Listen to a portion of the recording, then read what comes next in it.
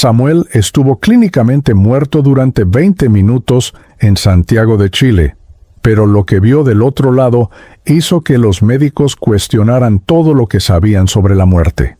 Lo que él trajo de regreso no solo salvó su vida, sino que rescató a una familia entera de la destrucción. En el Hospital Clínico de la Universidad de Chile, en pleno corazón de Santiago, existe un expediente médico marcado con el código rojo de emergencia que hasta el día de hoy genera debates entre el personal sanitario. Es el prontuario de Samuel Andrés Morales Fuentes, un hombre de 38 años que el 22 de marzo de 2022 ingresó sin signos vitales tras un accidente laboral que debió haberle costado la vida. Los registros oficiales son contundentes. Paro cardiorrespiratorio de 20 minutos exactos, trauma cráneoencefálico severo con hemorragia subaracnoidea, fractura expuesta de fémur izquierdo y laceración pulmonar de 3er grado. Cualquier médico con experiencia sabe que después de 6 minutos sin oxígeno cerebral, el daño neurológico es irreversible. A los 20 minutos, la muerte cerebral es una certeza científica. Pero Samuel desafió cada protocolo, cada estadística, cada ley biológica conocida por la medicina moderna. Y lo que sucedió durante esos 20 minutos cambiaría para siempre no solo su destino, sino el de toda su familia. La tarde del accidente comenzó como cualquier otra jornada en la obra de construcción del nuevo complejo residencial en la comuna de Las Condes. Samuel era maestro mayor de albañilería, un oficio que heredó de su padre y que ejercía con el orgullo característico del trabajador chileno que levanta con sus propias manos los edificios que otros habitarán. Llevaba 14 horas continuas de trabajo ese día, un turno doble que había aceptado sin pensarlo 2 veces porque la cuenta del banco estaba en rojo, y su esposa Lucía le había recordado por la mañana que Matías, su hijo mayor de 13 años, necesitaba lentes nuevos urgentemente. En Chile, como en toda Latinoamérica, el peso de ser el proveedor del hogar no es solo una responsabilidad económica, es una cuestión de identidad masculina, de honor familiar, de cumplir con el mandato cultural de que el hombre debe sacrificarse sin límites por los suyos. Eran las 5:40 de la tarde cuando ocurrió. Una viga de acero de 300 kilos, mal asegurada en el 4º piso, se desprendió de las cadenas que la sostenían. Samuel estaba directamente debajo, supervisando el vaciado de concreto. No hubo tiempo para gritar, para correr, para esquivar el golpe. El impacto fue tan brutal que sus compañeros de obra pensaron que no habría cuerpo que recoger. La viga lo aplastó contra el piso de cemento fresco, destrozándole el cráneo y el torso. Rodrigo, su compañero de cuadrilla desde hacía 7 años, fue el primero en llegar. Lo que vio lo perseguiría en pesadillas durante meses. Samuel con los ojos abiertos pero sin vida. Un charco de sangre expandiéndose bajo su cabeza y ese silencio sepulcral que solo la muerte trae a un lugar antes lleno de ruido y movimiento. Los paramédicos de la ambulancia del SAMU llegaron en 12 minutos, un tiempo récord para el tráfico santiaguino de hora punta. Cuando el técnico en urgencias médicas Jorge Sepúlveda colocó el primer electrodo del desfibrilador en el pecho de Samuel, la pantalla mostró una línea plana, asistolia completa, sin pulso, sin respiración, sin respuesta pupilar a la luz. Según el protocolo de reanimación cardiopulmonar avanzada, iniciaron las compresiones torácicas inmediatamente, pero todos sabían que con ese nivel de trauma craneal, las posibilidades eran nulas. Aún así, como profesionales entrenados para luchar hasta el último segundo, continuaron los esfuerzos de resucitación durante todo el traslado hasta el hospital. En la sala de emergencias del Hospital Clínico, el doctor Rodrigo Valenzuela, jefe del Servicio de Medicina Intensiva con 23 años de experiencia, recibió al paciente y tomó control del caso. Las primeras palabras que pronunció al ver el estado de Samuel fueron registradas por la residente de turno en el informe médico. Preparen certificado de defunción. Este paciente no tiene actividad cerebral compatible con vida. Pero algo en su instinto médico, esa voz interior que solo años de profesión desarrollan, le hizo ordenar un intento más de reanimación con desfibrilador de alta potencia. 200 julios de electricidad atravesaron el corazón destrozado de Samuel. Nada. 300 julios. La línea en el monitor seguía plana. El doctor Valenzuela miró el reloj de pared de la sala de reanimación. Habían pasado 18 minutos desde el primer registro de asistolia. Por protocolo y por ética, debía declarar el fallecimiento. Pero entonces sucedió algo que nadie en esa sala puede explicar hasta hoy. El doctor Valenzuela, contra toda lógica médica, ordenó una última descarga de 360 julios, el máximo que el equipo podía administrar, y en el minuto 19:40, justo cuando la enfermera se preparaba para desconectar los cables, el monitor emitió un pitido. Un complejo QRS apareció en la pantalla, luego otro, y otro más. El corazón de Samuel había vuelto a latir. Mientras todo esto ocurría en la sala de trauma, en la sala de espera del tercer piso, Lucía Fernández de Morales apretaba contra su pecho a sus 3 hijos. Matías, el mayor, intentaba ser fuerte como le habían enseñado que debe ser un hombre chileno, pero las lágrimas traicionaban su coraje de 13 años. Valentina, de 9 años, no entendía por qué su mamá temblaba tanto, ni por qué los doctores tardaban tanto en salir a decirles algo. Y el pequeño Benjamín, de apenas 5 años, preguntaba una y otra vez cuándo iba a volver su papá del trabajo. Lucía había recibido la llamada a las 6:10 de la tarde. Una voz masculina, fría y profesional, le informó que su esposo había sufrido un accidente grave y que debía presentarse de inmediato en el hospital.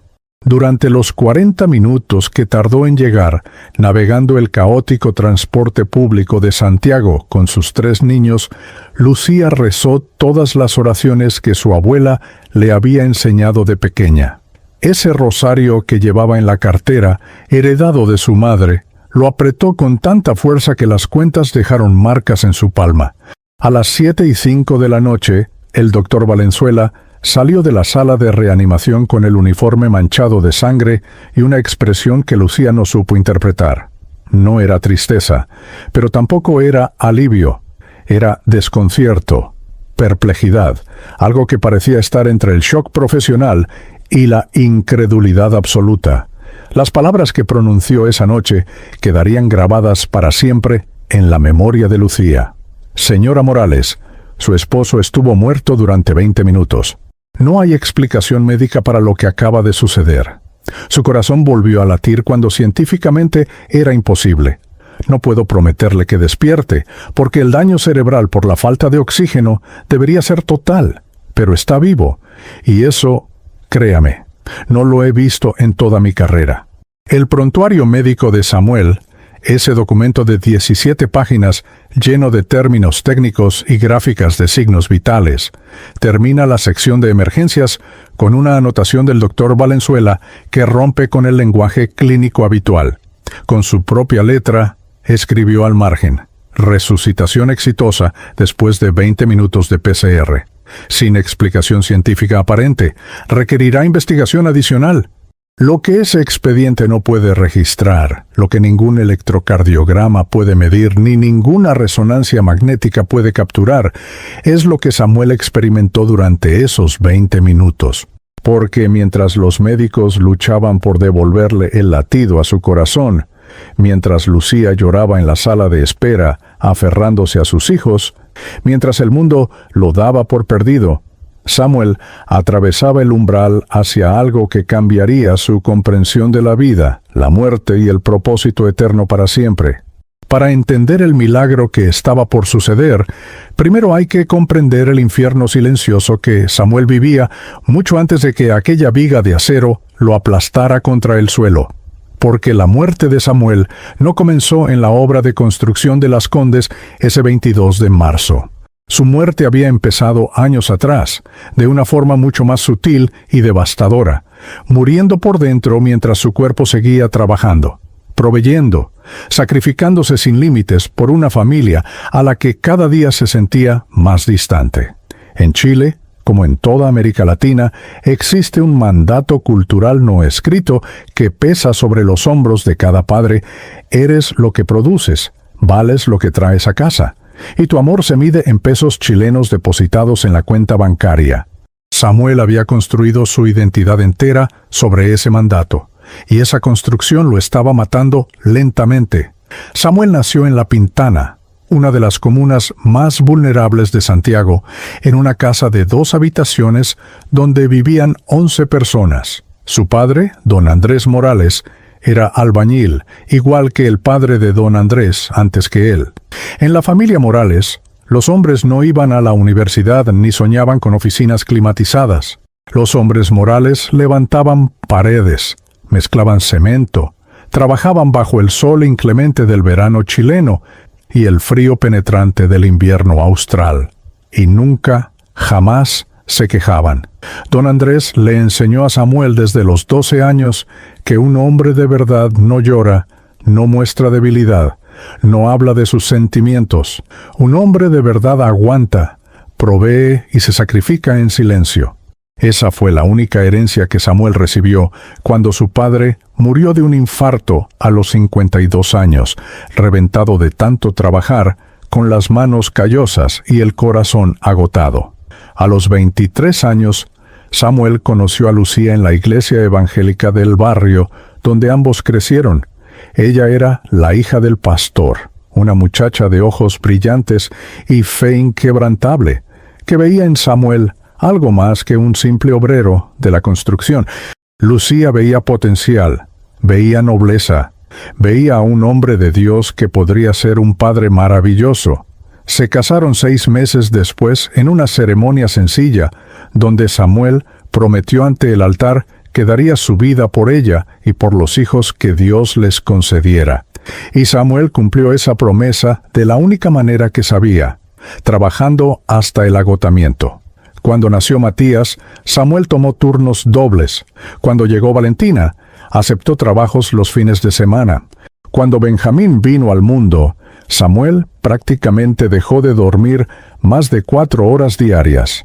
En su mente, cada hora extra de trabajo era una hora extra de amor depositado en la cuenta bancaria familiar.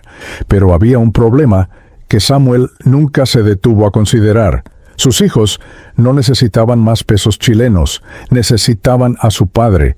Matías creció viendo a Samuel salir de casa a las 5 de la mañana y regresar a las 10 de la noche, tan exhausto que apenas podía mantener los ojos abiertos durante la cena.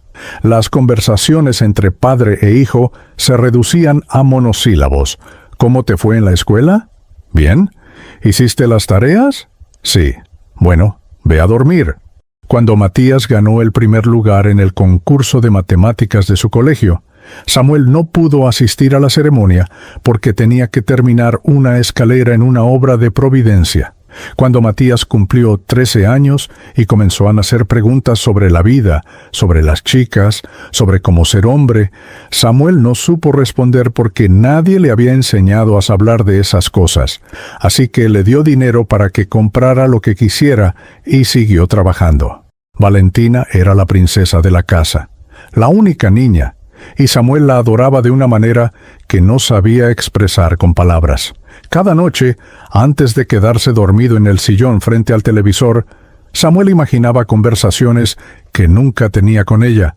Imaginaba llevarla al parque, enseñarle a andar en bicicleta, preguntarle sobre sus sueños y sus miedos. Pero cuando llegaba el fin de semana y tenía tiempo libre, Samuel estaba tan mentalmente agotado que solo quería silencio. Valentina aprendió a no molestar a papá cuando estaba cansado, que era casi siempre. Aprendió que el amor de papá venía en forma de zapatos nuevos para el colegio y útiles escolares caros, no en forma de abrazos o conversaciones largas bajo las estrellas. A sus 9 años, Valentina ya había aceptado que su papá era un fantasma que pagaba las cuentas, pero que nunca estaba realmente presente. Y luego estaba Benjamín, el pequeño de 5 años que apenas conocía a su padre. Para Benjamín, Papá era esa figura que olía a cemento y pintura, que llegaba cuando él ya estaba dormido y que se iba antes de que despertara.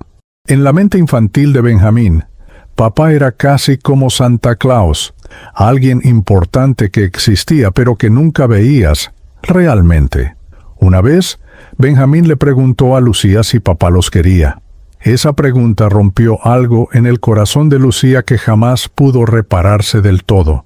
La relación entre Samuel y Lucía se había convertido en una coexistencia administrativa. Ella manejaba la casa. Él traía el dinero. Ella criaba a los niños. Él pagaba las cuentas. Las conversaciones románticas habían muerto hacía años, reemplazadas por intercambios prácticos sobre presupuestos y necesidades del hogar. Lucía intentó, durante años, recuperar al hombre del que se había enamorado.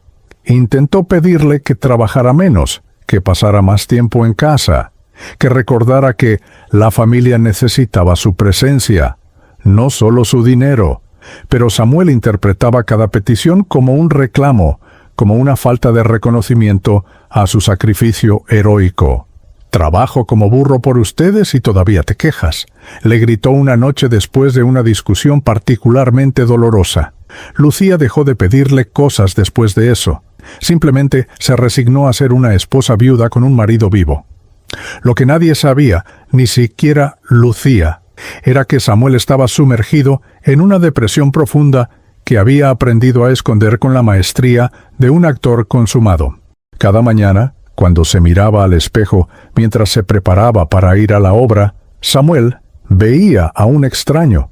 Veía a un hombre de 38 años con el cuerpo de 50, con las manos destrozadas por el trabajo físico, con la espalda permanentemente adolorida, con una tos crónica por respirar polvo de cemento durante 15 años. Pero más que el deterioro físico, lo que más le dolía era el vacío interno. Samuel se sentía como una máquina: levantarse, trabajar, comer, dormir, repetir. No había alegría. No había propósito, no había conexión real con nada ni con nadie. Era el éxito del fracaso.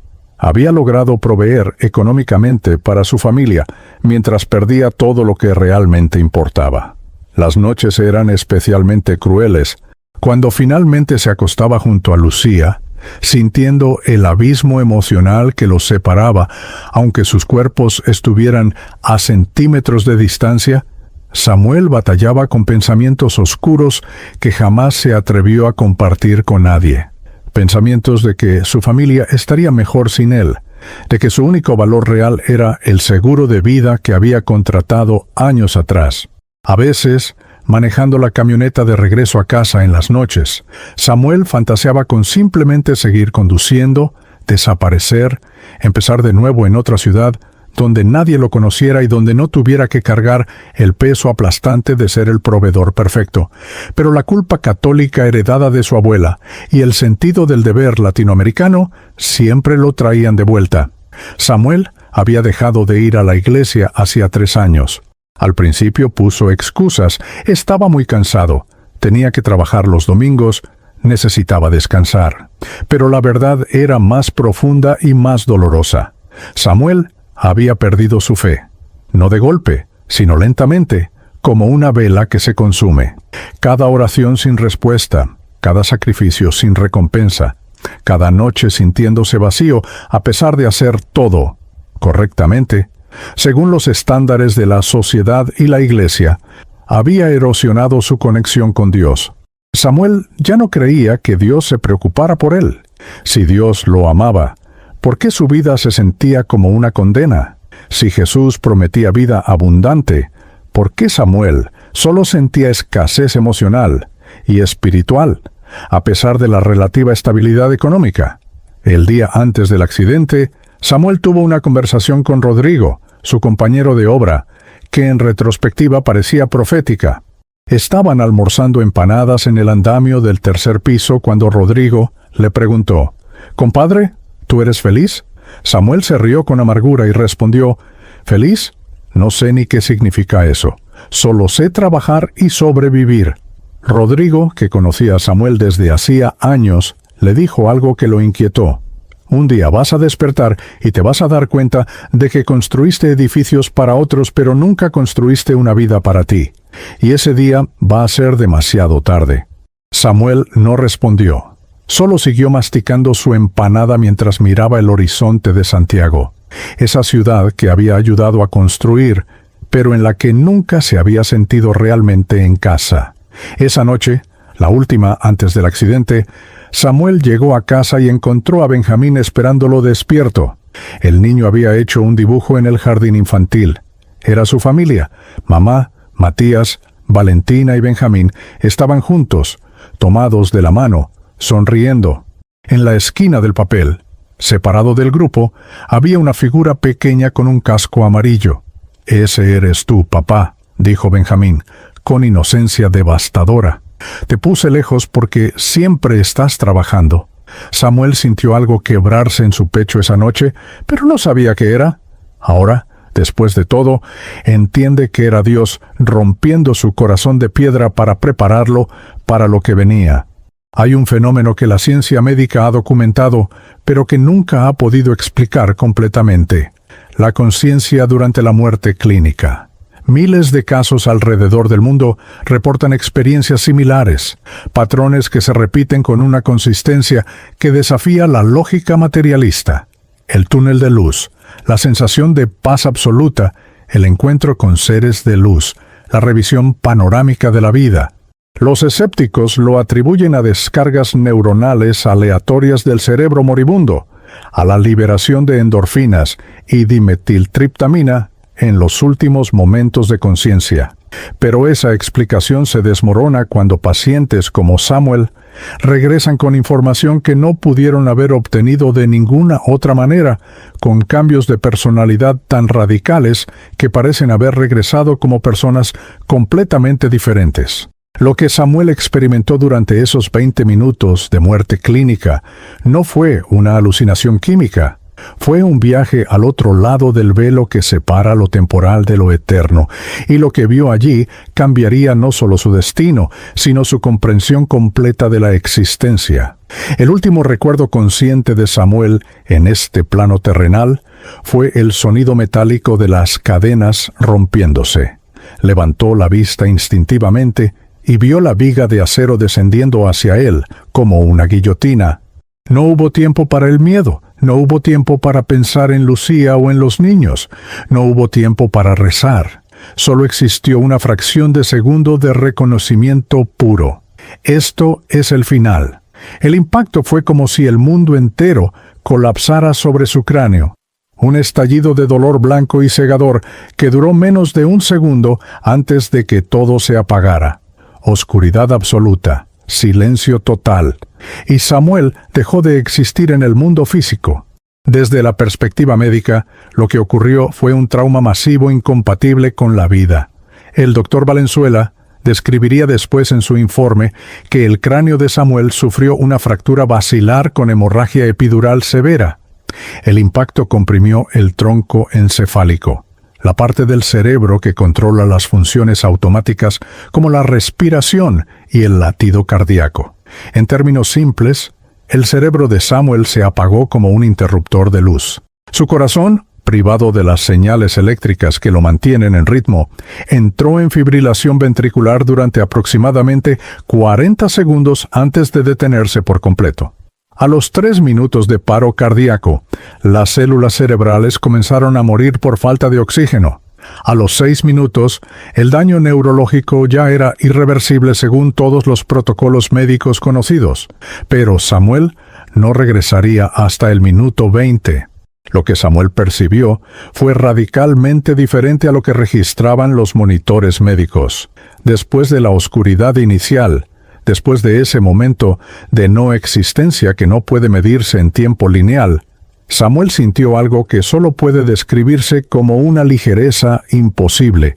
Era como si su cuerpo, ese cuerpo de 38 años, agotado y roto por el trabajo, simplemente dejara de pesar.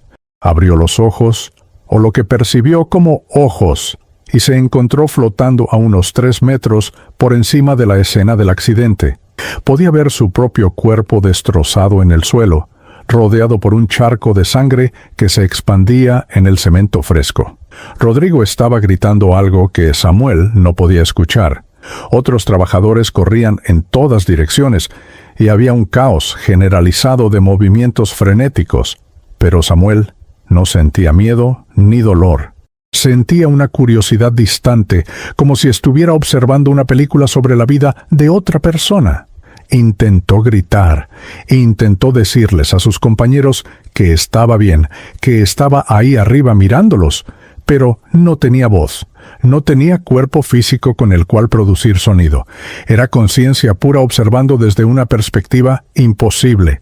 Samuel notó detalles que jamás podría haber visto desde su posición en el suelo. Vio a don Mario, el capataz, corriendo hacia el edificio administrativo para llamar a emergencias. Vio que en el bolsillo trasero de Rodrigo había una foto de su hija que Samuel nunca había visto antes.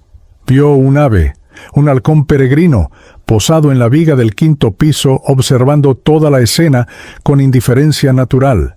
Estos detalles serían confirmados después, cuando Samuel despertara y los mencionara, dejando a todos desconcertados sobre cómo pudo saber cosas que sucedieron mientras estaba clínicamente muerto. Luego vino la transición. Samuel sintió una fuerza, no física, sino magnética, tirando de él hacia arriba. No era desagradable, al contrario. Era como dejarse llevar por una corriente de agua tibia en un día de verano.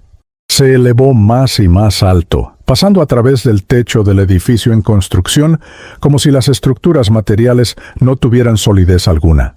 Por un momento pudo ver Santiago completo desde una altura imposible. La cordillera de los Andes al este, con sus picos nevados brillando bajo el sol de la tarde. El océano Pacífico al oeste, como una línea azul en el horizonte. La ciudad entera desplegada como un mapa tridimensional lleno de millones de vidas transcurriendo simultáneamente, y entonces apareció el túnel. No era un túnel físico construido de materia, sino una apertura en la realidad misma, un corredor de luz que se extendía hacia una fuente de luminosidad que Samuel no podía mirar directamente. La luz no era como la luz del sol que quema los ojos o la luz artificial de las lámparas. Era una luz viva, consciente, que emanaba amor puro y aceptación total. Samuel se sintió atraído hacia ella con una urgencia que superaba cualquier deseo terrenal que hubiera experimentado jamás. Era como volver a casa después de un exilio de toda la vida, como recordar algo que había olvidado antes de nacer. Comenzó a moverse a través del túnel, cada vez más rápido, y con cada metro de distancia que dejaba atrás, sentía que las cargas de su vida terrenal se desprendían de él como capas de ropa pesada. El peso de ser el proveedor perfecto se desprendió. La vergüenza por no ser el padre que sus hijos necesitaban se evaporó. La culpa por la distancia emocional con Lucía desapareció. La depresión que lo había acompañado durante años como una sombra se disolvió en la luz. Samuel estaba siendo desnudado de todo lo que no era esencial, de todas las mentiras que había creído sobre sí mismo, de todas las máscaras que había usado para sobrevivir en el mundo. Lo que quedaba era solo su esencia pura, su alma real, sin los disfraces de la personalidad construida socialmente. Y esa alma, descubrió Samuel con asombro, era amada incondicionalmente. A medida que se acercaba al final del túnel, Samuel comenzó a percibir presencias. No eran figuras físicas con cuerpos definidos, sino conciencias luminosas que emanaban emociones específicas. Había una sensación de bienvenida, de celebración, como si estos seres hubieran estado esperándolo. Algunos se sentían familiares de una manera que Samuel no podía explicar, como si los conociera desde antes de esta vida. Uno en particular, una presencia femenina que irradiaba ternura maternal, se acercó a él y sin palabras audibles le comunicó un mensaje directo a su conciencia. Hijo amado, has sufrido tanto en el mundo, pero ese sufrimiento tenía un propósito que pronto comprenderás. No has llegado aquí por accidente, has sido traído. Samuel emergió del túnel hacia un espacio que su mente humana no tenía categorías para procesar. No era un lugar físico con dimensiones medibles, pero tampoco era abstracto o etéreo. Era más real que cualquier cosa que hubiera experimentado en la tierra, como si toda su vida anterior hubiera sido un sueño borroso y recién ahora estuviera despertando a la realidad verdadera. Había colores que no existen en el espectro visible terrenal, sonidos que no pueden ser producidos por instrumentos físicos, una sensación de paz tan profunda que Samuel comprendió que toda la paz que alguna vez había buscado en el mundo era solo una gota de agua comparada con el océano de tranquilidad que ahora lo envolvía. Delante de él, todavía difusa pero acercándose, había una figura que Samuel supo inmediatamente era la fuente de toda esa luz y amor. No podía ver detalles aún, pero podía sentir la presencia como una fuerza gravitacional espiritual que doblaba el espacio-tiempo mismo. Era autoridad absoluta mezclada con misericordia infinita. Era justicia perfecta unida con gracia ilimitada. Era todo lo que Samuel había buscado durante toda su vida sin saber qué estaba buscando. La respuesta a cada pregunta existencial, el bálsamo para cada herida emocional, el cumplimiento de cada anhelo del alma. Y Samuel supo, con una certeza que trascendía la fe o la creencia, que estaba a punto de encontrarse cara a cara con Jesús. Mientras tanto, en la sala de emergencias del hospital clínico, el monitor cardíaco seguía mostrando una línea plana. El doctor Valenzuela miraba el reloj. 17 minutos de paro. 18, 19. Según todos sus años de entrenamiento y experiencia, debía declarar la muerte. Pero algo, una voz interior que después no podría explicar, le dijo que intentara una vez más, una última descarga. Ordenó a su equipo desconcertado. 360 julios. Lo que ninguno de ellos sabía era que en ese preciso momento, en una dimensión que sus instrumentos no podían medir, Samuel estaba a punto de tener la conversación más importante de su existencia, el encuentro que dividiría su vida en un antes y un después absoluto. El momento en que un hombre roto sería completamente rehecho por el carpintero de Nazaret. La figura que se acercaba a Samuel emanaba una luz que no cegaba, sino que revelaba. No era el tipo de luz que hace entrecerrar los ojos por su intensidad, sino una luminosidad que penetraba directamente al alma, iluminando cada rincón oscuro, cada secreto guardado, cada herida sin sanar. Samuel sintió un impulso simultáneo de correr hacia esa presencia y de esconderse de ella. Porque en la presencia de la santidad absoluta, todo lo que no es santo queda expuesto. Cada mentira que Samuel se había dicho a sí mismo, cada justificación que había construido para su comportamiento, cada máscara que había usado para sobrevivir, todo se desmoronaba bajo esa luz que no juzgaba, pero que revelaba la verdad sin filtros. Y entonces la figura tomó forma definida.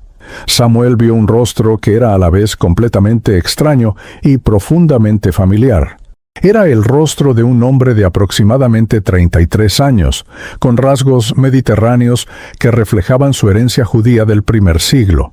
La barba era oscura y bien cuidada, el cabello caía en ondas hasta los hombros, la piel era bronceada por años de trabajo bajo el sol de Galilea. Pero lo que capturó toda la atención de Samuel, lo que hizo que todo lo demás desapareciera en insignificancia, fueron los ojos. Esos ojos que Samuel había visto antes en las imágenes de su infancia religiosa. Esos ojos que millones de personas alrededor del mundo han visto recreados en la serie The Chosen por el actor Jonathan Romy. Pero esto no era una actuación ni una representación artística. Esto era la realidad de la cual todas las representaciones son solo sombras pálidas. Los ojos de Jesús contenían paradojas imposibles que coexistían en perfecta armonía. Eran ojos de misericordia infinita, que al mismo tiempo brillaban con autoridad absoluta.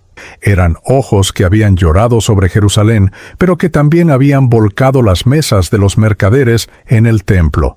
Eran ojos que habían mirado con compasión a la mujer adúltera y le habían dicho, «Ve y no peques más», ojos que habían visto a Pedro negar 3 veces y luego lo habían restaurado junto al fuego. En esos ojos, Samuel vio reflejado todo lo que era y todo lo que estaba destinado a ser.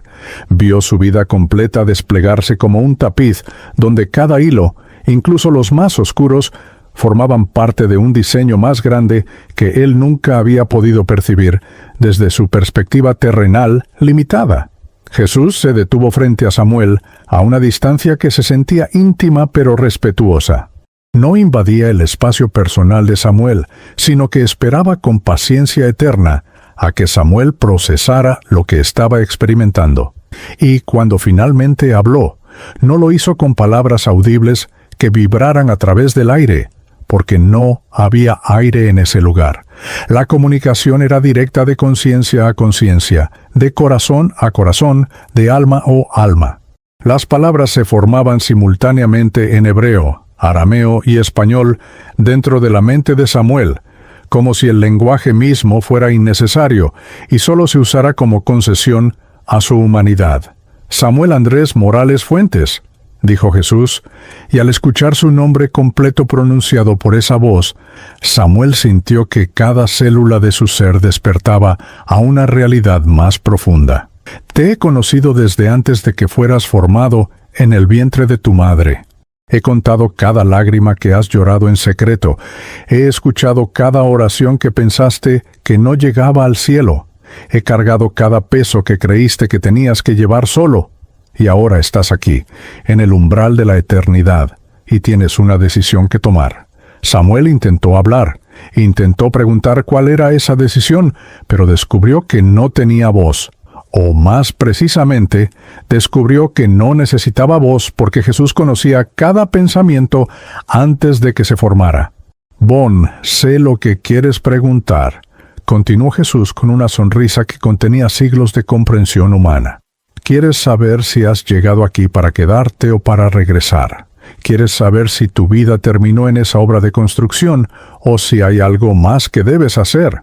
Pero antes de que puedas comprender la respuesta, necesitas ver algo que has estado evitando toda tu vida. Con un gesto de su mano, Jesús hizo que el espacio alrededor de ellos se transformara.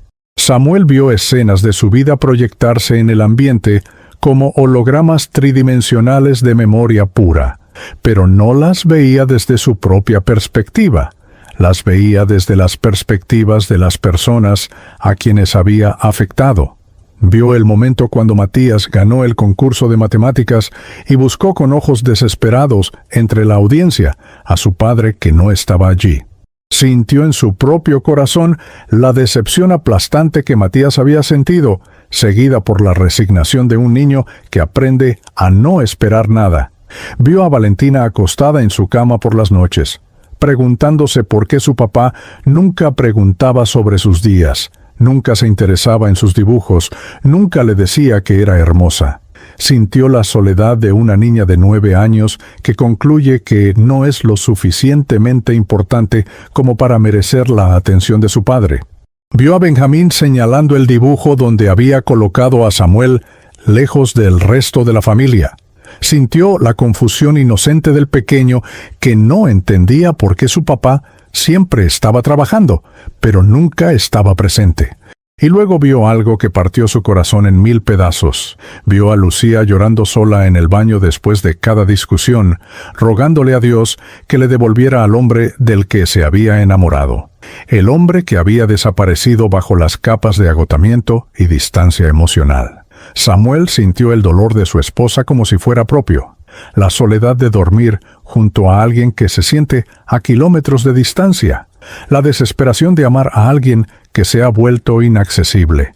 ¿Lo ves ahora?, preguntó Jesús, con una mezcla de compasión y firmeza. No eras el proveedor heroico que creías ser. Eras un hombre que había confundido el sacrificio con el amor, el trabajo con la paternidad, el dinero con la presencia. Construiste edificios para extraños mientras tu propia familia se derrumbaba. Y lo más trágico, Samuel, es que hiciste todo esto creyendo que me estabas honrando a mí, que estabas siendo un buen hombre cristiano al sacrificarte sin límites. Pero yo nunca te pedí que fueras una máquina de trabajo. Te pedí que fueras un padre, un esposo, un hombre que refleja mi corazón en su hogar. Samuel, abrumado por el peso de esta revelación, cayó de rodillas. En ese momento de quebrantamiento total, todas las defensas que había construido durante años se desmoronaron. Las lágrimas que nunca se permitió llorar en la tierra brotaron como un río. «Perdóname», logró articular en su mente. «Perdóname, Señor. He fallado. He fallado a mi familia. He fallado a mis hijos. He fallado a Lucía. He fallado como hombre y como padre. No merezco regresar. No merezco una segunda oportunidad». La vergüenza era tan intensa que Samuel sentía que preferiría dejar de existir antes que enfrentar la magnitud de su fracaso. Pero entonces sintió algo que lo transformó para siempre. Sintió las manos de Jesús, las manos del carpintero de Nazaret, que habían construido mesas y sillas en Galilea, las manos que habían sanado leprosos y resucitado muertos, las manos que habían sido atravesadas por clavos en el Gólgota. Esas manos ahora reposaban sobre la cabeza de Samuel con una ternura que no puede ser descrita con lenguaje humano. «Levántate, hijo amado», dijo Jesús. Porque si yo perdoné a Pedro que me negó 3 veces, si transformé a Mateo el publicano que robaba a su propio pueblo, si restauré a Pablo que perseguía a mis seguidores, ¿crees que no puedo transformarte a ti? Tu familia te necesita restaurada, Samuel. No te necesitan perfecto, te necesitan presente, te necesitan humilde, te necesitan quebrantado y rehecho por mí. Jesús ayudó a Samuel a ponerse de pie y lo miró directamente a los ojos. Escúchame bien, porque lo que voy a decirte cambiará el curso de tu vida y la de tu familia. No eres solo un proveedor, Samuel. Eres un padre elegido para amar a tus hijos como yo te amo a ti. Eres un esposo llamado a mostrar mi amor sacrificial a Lucía, no con horas de trabajo, sino con presencia intencional. Eres un hombre destinado a romper el ciclo generacional de distancia emocional que heredaste de tu padre. Tu papá hizo lo mejor que pudo con lo que sabía, pero tú tienes la oportunidad de hacer algo diferente. Tienes la oportunidad de mostrarle a tus hijos un Padre Celestial que no solo provee, sino que está presente, que no solo trabaja, sino que juega, que no solo ama de lejos, sino que abraza de cerca. Samuel sintió algo cambiando dentro de él a nivel celular, espiritual, eterno. Era como si Jesús estuviera realizando una cirugía de corazón sin anestesia, removiendo el corazón de piedra que se había formado a través de años de endurecimiento emocional y reemplazándolo con un corazón de carne capaz de sentir, de amar, de conectarse. «Pero Señor», preguntó Samuel, «¿cómo puedo hacer esto? No sé cómo ser el padre que mis hijos necesitan. Nadie me enseñó. No tengo el manual». Jesús sonrió con una calidez que derritió los últimos vestigios de miedo en el corazón de Samuel. «Por eso te estoy enviando de regreso, no solo con vida, sino con un corazón nuevo. No tendrás que hacerlo con tus propias fuerzas, porque yo estaré contigo cada día. Cada mañana cuando despiertes, yo estaré allí. Cada conversación con Matías, cada abrazo a Valentina, cada juego con Benjamín, cada momento de intimidad con Lucía. Yo estaré allí enseñándote a amar como yo amo». El minuto 19:40 después del primer registro de asistolia. El doctor Rodrigo Valenzuela había ordenado la última descarga de 360 julios contra toda lógica médica, contra todo protocolo establecido, guiado únicamente por una intuición que después no podría explicar ni en conferencias médicas ni en informes científicos. Las paletas del desfibrilador se colocaron sobre el pecho destrozado de Samuel por última vez. La enfermera Carla Sepúlveda, con 16 años de experiencia en la unidad de trauma, había visto este procedimiento cientos de veces y sabía reconocer un cuerpo sin vida. Mientras cargaba el equipo, pensó en su propio padre, que había perdido un año atrás por un infarto masivo, y rogó en silencio que este hombre no dejara huérfanos a sus hijos de la misma manera. «Despejen», ordenó el doctor Valenzuela. El cuerpo de Samuel se arqueó violentamente con la descarga eléctrica, y entonces, en el monitor que había mostrado una línea plana durante 20 minutos interminables, apareció un pico, luego otro y otro más.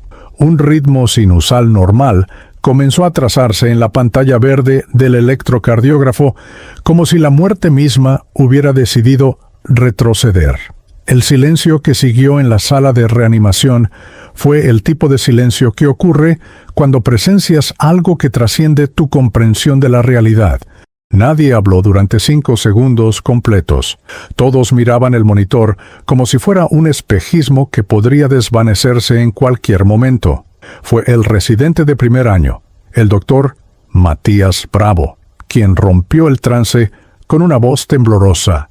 «Doctor Valenzuela, tiene pulso, 62 latidos por minuto, presión arterial recuperándose, 80/50, saturación de oxígeno subiendo». El doctor Valenzuela, un hombre que se enorgullecía de su compostura profesional en las situaciones más críticas, sintió que las piernas le temblaban. Colocó sus dedos sobre la arteria carótida de Samuel y confirmó lo que los instrumentos indicaban. Había vida donde no debería haberla. «Preparen UCI», ordenó con voz que intentaba sonar firme pero que traicionaba su asombro. «Y que alguien llame al neurólogo de guardia. Necesito saber qué tan grave es el daño cerebral». Lo que vino después desafió cada estadística médica registrada en la literatura científica sobre paros cardíacos prolongados. Según todos los estudios de medicina de emergencia, después de 6 minutos sin oxígeno, el cerebro comienza a sufrir daño irreversible. A los 10 minutos, la muerte cerebral es prácticamente garantizada. A los 20 minutos, incluso si el corazón vuelve a latir, lo que queda es un cuerpo sin conciencia, un estado vegetativo permanente en el mejor de los casos. Pero Samuel no había leído esos estudios, o quizás Dios tampoco los había leído. A las 7:30 de la noche, 2 horas después de su llegada al hospital, mientras el equipo médico realizaba los primeros estudios neurológicos, esperando encontrar un electroencefalograma plano, Samuel abrió los ojos. La enfermera Carla fue la primera en notarlo. Estaba ajustando la bolsa de solución salina cuando vio que los párpados de Samuel parpadeaban. Al principio pensó que era un espasmo muscular involuntario, algo común en pacientes con daño neurológico severo. Pero entonces los ojos de Samuel se abrieron completamente y la miraron directamente. No era la mirada perdida y sin enfoque de alguien con daño cerebral. Era una mirada consciente, presente, extraordinariamente lúcida. «Doctor, llamó Carla con urgencia controlada. «El paciente está despierto». Cuando el doctor Valenzuela llegó corriendo desde el puesto de enfermeras, encontró a Samuel mirándolo con una expresión que solo puede describirse como paz profunda, mezclada con propósito renovado. «¿Señor Morales?», preguntó el doctor acercándose cautelosamente. «¿Puede escucharme? ¿Sabe dónde está?» Samuel movió los labios, intentando hablar a pesar del tubo de intubación que todavía tenía en la garganta. El proceso de extubación fue realizado con extrema precaución. El doctor Valenzuela esperaba encontrar déficits cognitivos severos, problemas de lenguaje, confusión espacial y temporal. Lo que encontró fue un paciente completamente orientado en tiempo, espacio y persona. Las primeras palabras que Samuel pronunció después de que le retiraran el tubo con voz ronca pero clara fueron: «Necesito ver a mi familia. Necesito decirles algo importante». El neurólogo de guardia, el doctor Héctor Campos, un escéptico declarado de todo lo que oliera a religión o espiritualidad, realizó una evaluación neurológica exhaustiva. Reflejos pupilares normales. Función motora preservada. Memoria a corto y largo plazo intacta. Capacidad de lenguaje sin afasia. Razonamiento lógico coherente. Después de 40 minutos de pruebas, el doctor Campos se quitó los lentes y miró a su colega con una expresión que mezclaba frustración científica con asombro genuino. «Rodrigo», dijo en voz baja para que el paciente no escuchara, «esto no tiene sentido. Este hombre debería ser un vegetal. Debería tener el cerebro licuado después de 20 minutos sin oxígeno. Pero tiene la función cognitiva de alguien que acaba de despertar de una siesta. No puedo explicarlo y no voy a intentar explicarlo en mi informe porque nadie me creería». A las 9 de la noche, después de confirmar que Samuel estaba médicamente estable, aunque inexplicablemente intacto, el doctor Valenzuela finalmente permitió que Lucía y los niños entraran a la unidad de cuidados intensivos. Lucía había pasado las últimas 4 horas en un estado de shock que oscilaba entre la esperanza desesperada y la resignación al luto. Cuando le dijeron que Samuel había despertado, que estaba consciente y preguntaba por ella, simplemente no podía procesar la información. «No entiendo», repetía una y otra vez mientras caminaba por el pasillo hacia la UCI con sus 3 hijos siguiéndola. El doctor dijo que estaba muerto. Dijo que no había esperanza.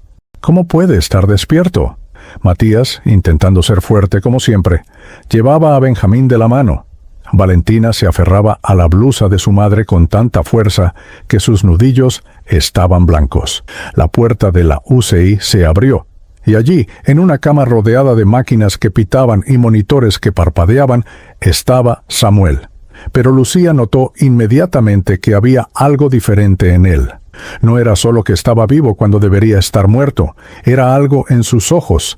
Durante años, Lucía había mirado los ojos de Samuel y había visto cansancio, distancia, una especie de muerte emocional. Pero los ojos que ahora la miraban desde esa cama de hospital estaban vivos de una manera que no había visto desde los primeros meses de su matrimonio. Había lágrimas corriendo por las mejillas de Samuel, algo que Lucía no había presenciado en más de 10 años. Samuel extendió su mano temblorosa hacia ella y con voz quebrada por la emoción, dijo las palabras que cambiarían el curso de su familia para siempre. «Lucía, perdóname. Perdóname por todos los años que estuve muerto mientras mi corazón latía. Jesús me mandó de regreso para ser el papá que nuestros hijos merecen y el esposo que tú mereces.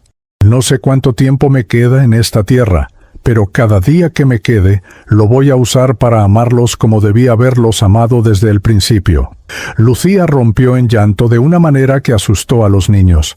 Pero no era llanto de tristeza, sino de liberación, de años de oración finalmente respondida, de ver al hombre que amaba regresar, no solo de la muerte física, sino de la muerte emocional y espiritual que lo había consumido.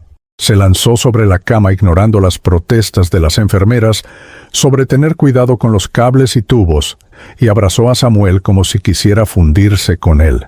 Matías se acercó tímidamente, seguido por Valentina, que tenía miedo de lastimar a su papá. Incluso el pequeño Benjamín, que apenas conocía a su padre, sintió que algo monumental estaba sucediendo. Samuel miró a sus 3 hijos y les dijo con una convicción que cortaba el aire: «Hijos míos, papá ha estado trabajando tanto que olvidó vivir. Olvidé que ustedes no necesitan un proveedor que solo trae dinero a casa. Necesitan un padre que esté presente, que juegue con ustedes, que los escuche, que les diga todos los días que los ama. Y eso es lo que voy a hacer desde hoy. Lo juro por mi vida». Los siguientes días en el hospital fueron un catálogo de milagros médicos inexplicables. La fractura de cráneo, que debería haber requerido múltiples cirugías, se estaba sanando a un ritmo que desconcertaba a los neurocirujanos. La hemorragia cerebral se había reabsorbido sin intervención. La fractura de fémur, que normalmente toma meses en consolidar, mostraba signos de calcificación acelerada.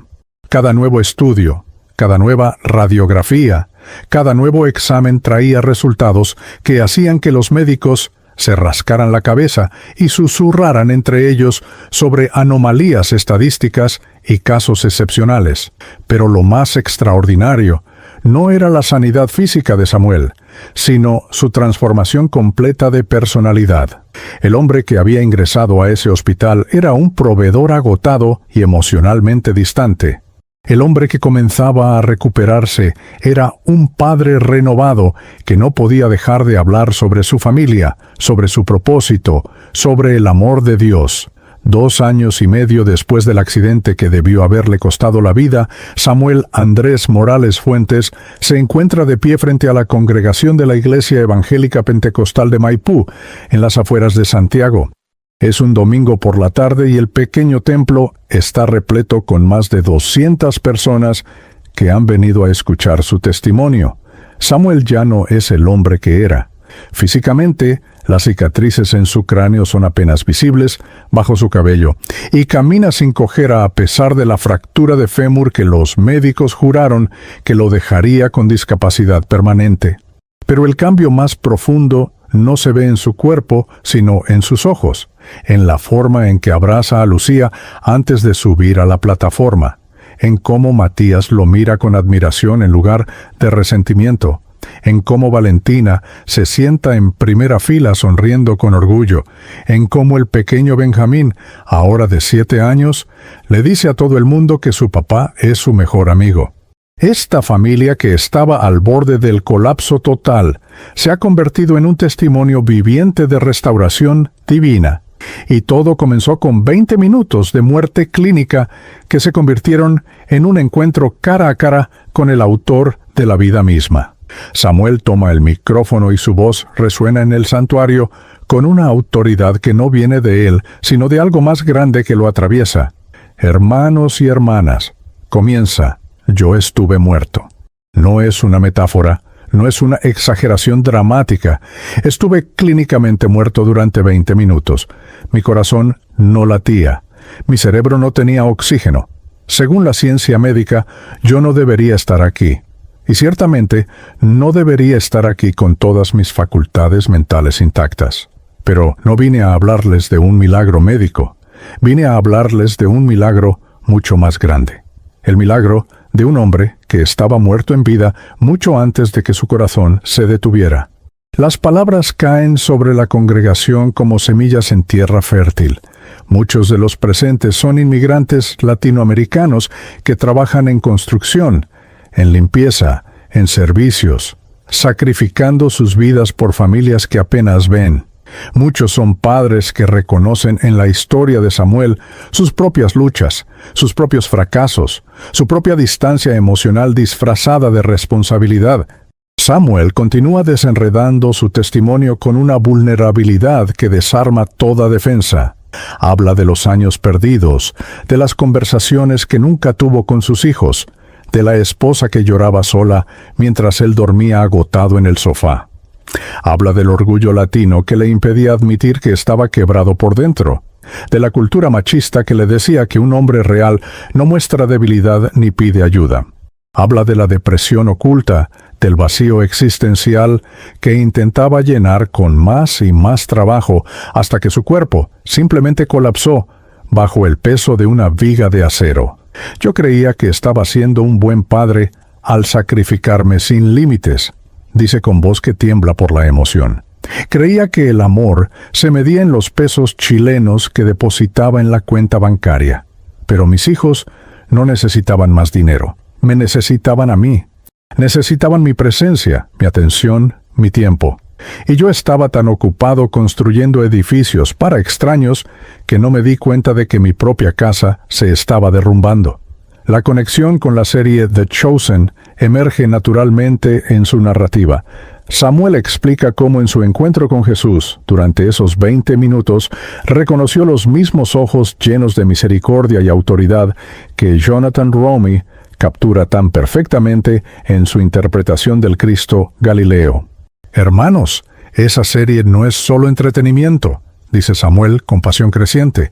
Es un espejo que nos muestra que los elegidos de Jesús no eran superhéroes espirituales.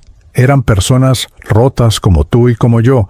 Mateo era un publicano corrupto que traicionaba a su propio pueblo por dinero.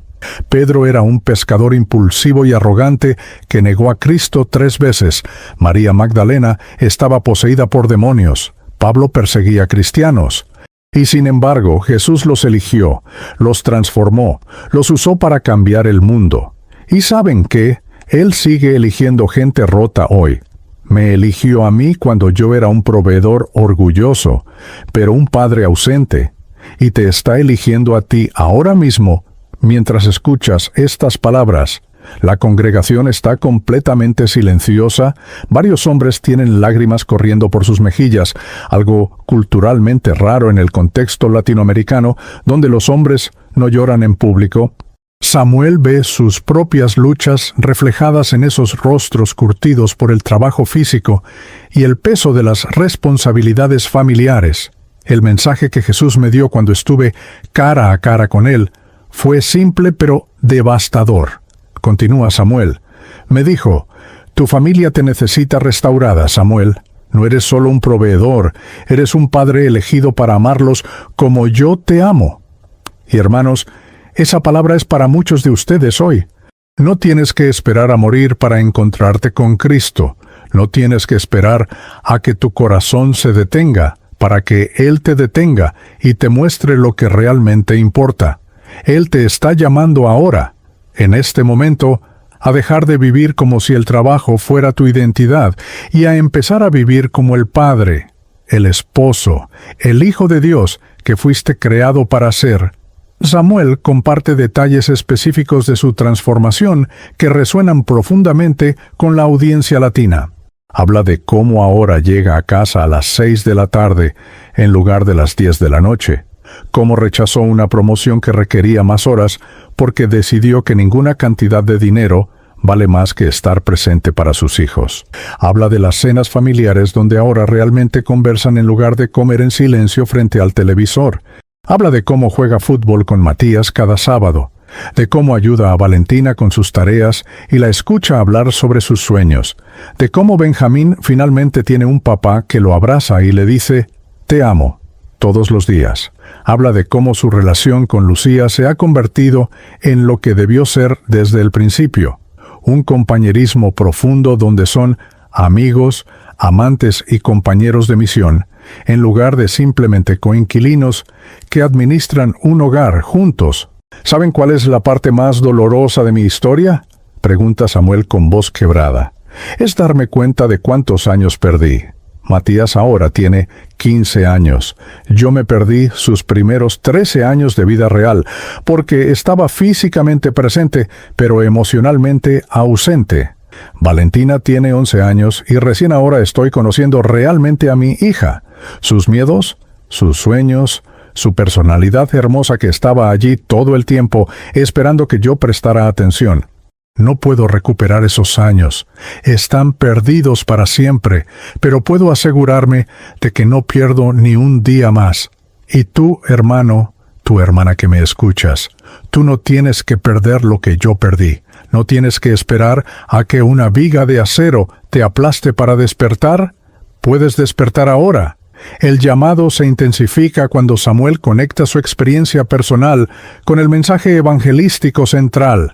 Pues, cuando estuve en la presencia de Jesús, entendí algo que cambió mi teología completa, dice Samuel con convicción absoluta. No fuimos salvos solo para ir al cielo cuando muramos.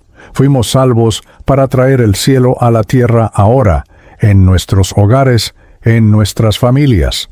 Jesús no murió en la cruz solo para darte un boleto al paraíso. Murió para transformarte de adentro hacia afuera, para darte un corazón nuevo, capaz de amar como Él ama. Y hermanos, ese amor no es abstracto ni etéreo, es concreto.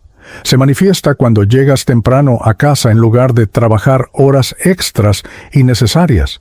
Se manifiesta cuando apagas el teléfono para escuchar realmente a tu hijo. Se manifiesta cuando le dices a tu esposa que la amas no solo con palabras, sino con acciones sacrificiales de servicio. Samuel hace una pausa y mira directamente a la cámara que está grabando el servicio para YouTube y redes sociales. Sabe que su testimonio alcanzará a miles de personas más allá de las paredes de este templo. Personas de toda América Latina que luchan con las mismas presiones culturales, las mismas expectativas imposibles, el mismo vacío espiritual disfrazado de responsabilidad.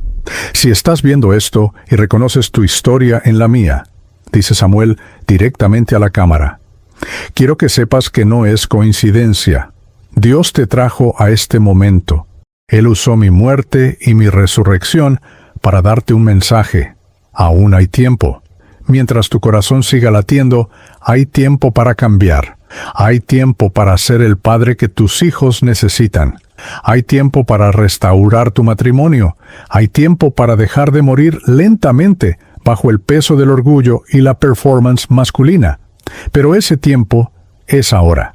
No mañana, no el próximo año, cuando las cosas estén más tranquilas, no cuando tengas más dinero ahorrado. Ahora. El altar del pequeño templo en Maipú se llena de hombres que caen de rodillas llorando. Padres que reconocen que han estado viviendo la misma muerte en vida que Samuel vivió. Esposas que oran por transformación en sus hogares. Jóvenes que deciden que no repetirán los patrones de sus padres ausentes. Y Samuel, de pie en la plataforma con Lucía a su lado y sus 3 hijos, mirándolo con amor y orgullo, extiende sus manos sobre la congregación y declara, con autoridad profética, en el nombre de Jesús, declaro restauración sobre cada familia representada aquí hoy. Declaro que los corazones de piedra serán removidos y reemplazados con corazones de carne. Declaro que los padres ausentes se convertirán en padres presentes. Declaro que los hogares al borde del colapso serán transformados en testimonios de gracia. Y declaro que tú, que me escuchas ahora mismo, eres uno de los elegidos de esta generación. No para vivir una vida perfecta, sino para vivir una vida transformada por el encuentro personal con Cristo. Acepta ese llamado ahora. No esperes a morir para empezar a vivir de verdad. Yo estuve muerto y volví para decirte, hay esperanza, hay sanidad, hay restauración disponible hoy. Solo tienes que decir sí.